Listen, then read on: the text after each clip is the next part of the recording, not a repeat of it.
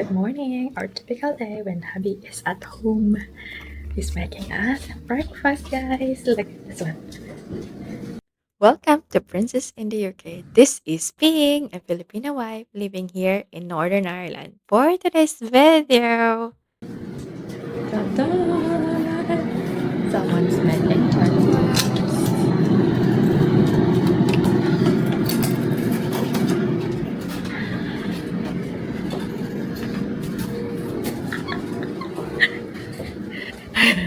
I'm so happy I have to come here because it's a bit loud.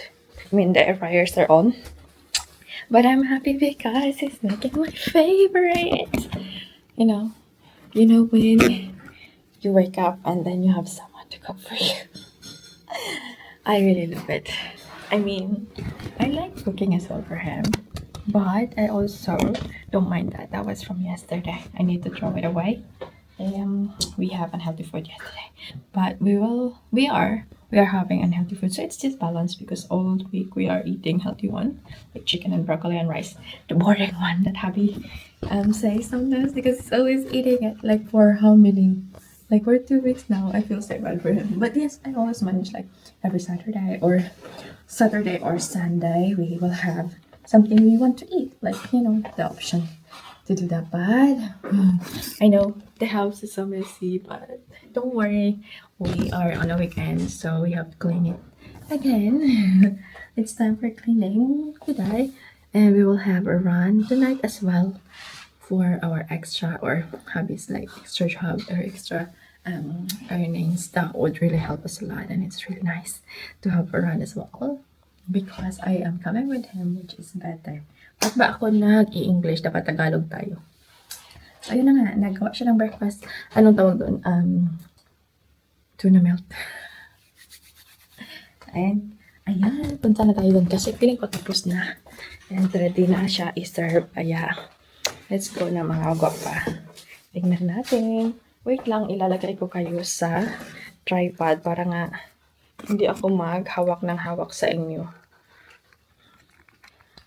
Palipat-lipat, kailangan ko ng extra ganito para meron ako para sa kapag nasa labas. Ganito lang kasi yung ginagamit ko. Parang ina-attach ko lang. Yung body sling siya ba. Tapos, pag dito ako sa bahay, gumagamit ako ng tripod. Magiging active na tayo sa ating pag-video-video mga gapa. Kasi, palagi na lang akong, tinatamad mag-video. And, I mean, hindi ako tinatamad. Meron talaga akong video, pero, yes! Pero hindi ko na-upload. Kaya, kasi mag-edit-edit ako, tapos, ilang time, magbo-voice over. So, ngayon, How many cameras have you got running? meron na tayong one You've got only. two in the kitchen. Just one. Meron na It's tayong not one, it's got tripod. one in the kitchen running. So, yan ang ginagawa natin. So, ayan. We'll see. Wait lang, what else do you need from me? I need you to get your phones in. Yeah, okay. Turn the light off right out there, please. I'll turn off the lights. Kasi iniwan ng rail. Sabi niya, dalawa daw yung haon. Hindi naman yan nagpe-play. Ano lang yan. Naset ko lang yan dyan. Ko lang. It's not playing, So, we will be eating now. I will put it in here. We'll also be watching this. Wait. What? Because, What? there's one thing she has to do before we eat. Okay. Let me see. Wait lang. Let's try it again. Is it recording still? Yeah. There's one thing she has to do before we eat. Show them what's on the platter. Show them what's on the platter.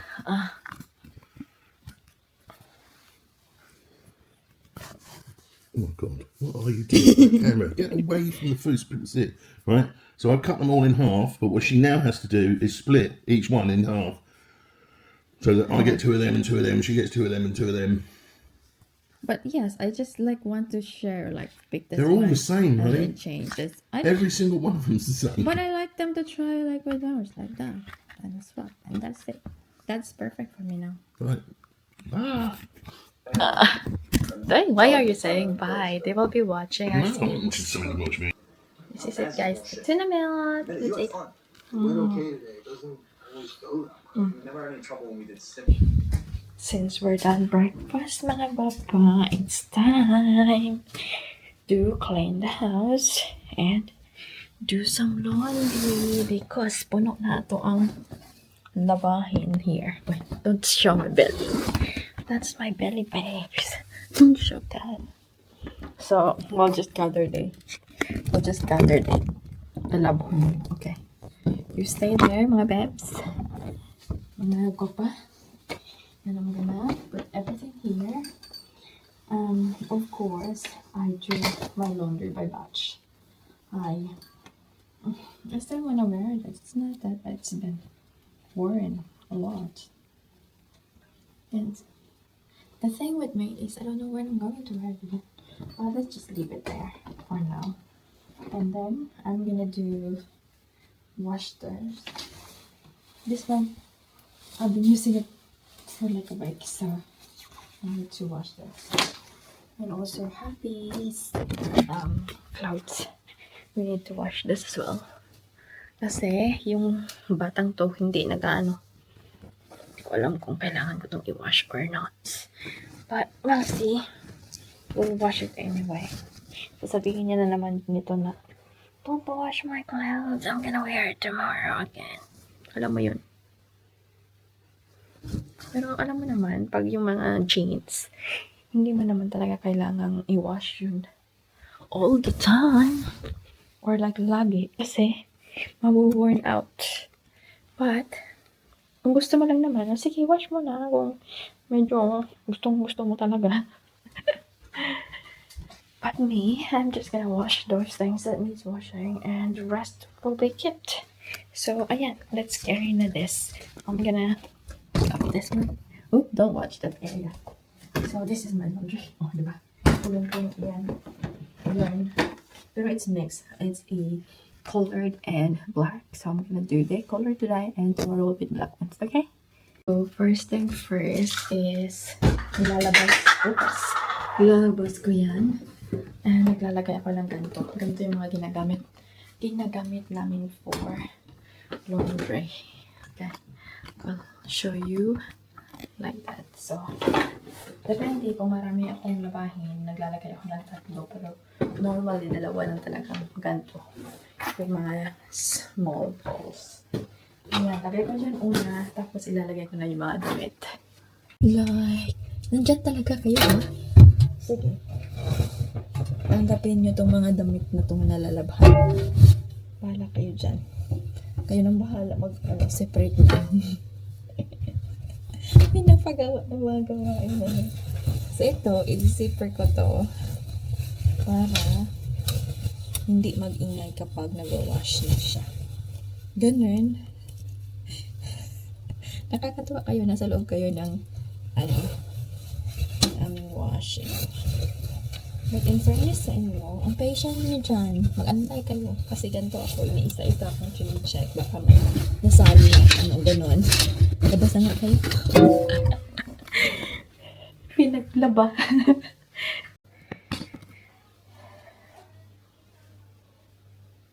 At ayun na nga, nagsimula na nga akong maglagay ng mga damit doon sa washing machine para makapag-start na tayong maglaba. At madami pa tayong pwedeng gagawin today. And since mamaya nga may biyahe kami ni Mister or may extra job nga siya at sasama ako, kaya ginawa ko na to early before pa man tayo pupunta mamayang gabi. O, diba? Ready na tayo at makapag-relax na din. Kaya si Mister, sinabi ko na sa kanya na wag na siyang magpatumpik-tumpik pa, gano'n. Nanonood lang 'yan ng, something na kailangan niyang i-learn about business and all, ta's maya-maya nasa laptop na 'yan naka-focus gagawa ng kung ano man yung puwedeng pagkakitaan naman namin or iche-check na yung stocks, gano'n. Tapos habang ako dito ay bising-busy din naman ako, kailangan nating gawaing bahay, kahit na nagwo-work kaming dalawa kailangan pa rin may maka-focus dito sa mga gawaing bahay. Otherwise wala tayong gagamitin, wala tayong ano, damit na isusuot papuntang work, 'di ba? Hindi naman puwedeng yung pang-alis natin, yung lagi nating gagawing or gagamitin may uniforms tayo, 'di ba? Charis! Kayo wala, kami meron. Si Abby wala, hindi siya nag-u-uniform, yung regular lang talaga na ginagamit niya yung pang-work, hmm. sa kanya na, depende sa kanya kung ano yung gagamitin niya. Basta as long as gumagamit ka ng vest kasi kailangan yun kapag nagbibiyahe or nagta-travel or nagda-drive, gano'n. So anyway, ayun na nga, na-set ko na yung washing machine, ready to wash itself na siya. Charis! Wash itself. Ba't nakikita yung belly ko diyan? Ano ba 'yan? Nakakaloka. So ayun nga, habang ongoing yung washing natin mga gwapa, eh, niligpit ko na yung mga nahugasan natin nung nakaraang araw or ilang araw na 'yan diyan at natuyo na nga sila. Yung iba na hindi na tuyong-tuyo, ayan, pinunasan ko ng towel namin. Towel namin. Ayan, yung alam niyo na kung ano 'yan, hindi kami gumagamit ng tissue pamunas dito sa mga utensils and, mga gamit namin sa kusina. 'Yan yung towel na ginagamit namin. Yung kitchen towel ginagamit lang namin pampunas ng pagkain o kaya ikalat-kalat achoo! Bless me. Naatchong pa nga, eh, ang kalat-kalat ng kusina. So ayun na mga gapano. Akala ko nga magme-meal prep ako today pero hindi ko na ginawa kasi nga sabi ko kailangan ko mag-relax today kasi nga tonight magbabiyahe kami. Tapos sabi ko naman kapag meal prep ako kailangan ko ng fresh, chicken kasi nga naka-frozen yung mga meat namin. Sabi ko na lang na, "Wag na kasi 'pag bibili kailangan ko ng driver kasi hindi naman ako nagda-drive." At yung driver ko kailangan ko pagpahingahin kasi nga magbabiyahe nga mamayang gabi tapos papagurin ko pa, o gano'n. Ano ba 'yan? Ewan ko talaga mga gwapa 'no, ako lang ba? Kasi hindi ako mare-relax kapag nakikita kong ang dumi ng bahay or ang kalat-kalat, gano'n. Minsan na lang, I mean nangyayari na lang na pinapaliban ko na hindi maglinis is when I'm working. Yun, na-o-occupy kasi yung, utak ko sa papag-get ready or pagre-relax-relax muna. Pero 'pag nasa bahay ako, like buong araw nasa bahay ako, hindi talaga ako mare-relax. Kaya yung ginagawa ko, nililinis ko tapos nilalagay ko kung kunyari kailangan kong hugasan 'to, ko muna sa water tapos hayaan ko muna yan diyan. Living room, magwalis ako do'n or ifi-fix ko yung mga pillowcase or yung mga pillow, lalabhan kung ano yung puwedeng lalabhan. Tapos kung anek-anek na lang yung maiisip ko ta's itatapon yung basura kung may mga basura at tsaka kung may space sa aming basurahan. Oh, 'di ba? Gano'n ako, ewan ko ba kayo din ba? Tapos nung hindi ako nagwo-work, ay naku, ewan ko na lang halos every week naglalaba ako two two times a day tapos ano ba 'yun, 2 times a day, 2 times a week. Sabi nga ni hubby, "Bakit gano'n? Ang gasto mo naman sa kanang ano mo sa electricity, ganito, ganyan." Hindi ako napapariwara I mean, hindi ako nare-relax. Gustong-gusto ko na malinis, malinis lang siya. Hindi puwedeng lalo pa't sa damit ta's nakikita ko na gamit niya na ng 2 days, nilalabhan ko na agad. Tapos sabi niya, "Bakit mo nilalabhan agad, sandali ko lang naman yan ginamit." Like kunyari yung t-shirt niya, ginamit niya lang dito sa bahay, yung pantulog, ta's nilalabhan ko na. Sabi ko, "Andito kasi yan nakakalat kaya nilalabhan." Anyway, mga gwapa, hindi ko alam basta gano'n ako. So, ngayon nag-a-adjust na ako ta's iniisip ko naman, totoo nga naman yung sinasabi niya dapat nga mag-save kami ng electricity at dahil nga linis ako ng linis, wasting ako ng electricity, tapos yung tubig ganito, ganyan, ay gano'n. Kita niyo 'yan yung yung tummy ko, tamak, pinagsama yung stomach at saka tummy ayan ang laki na kasi hindi na tayo nag-e-exercise ta's lagi pa ako kumakain ng sweets and then yung buldak noodles. Alam ko, sige na magda-diet na ako. Mahirap kasi tumanggi ng pagkain, ano ba 'yan? Nate-tempt ako.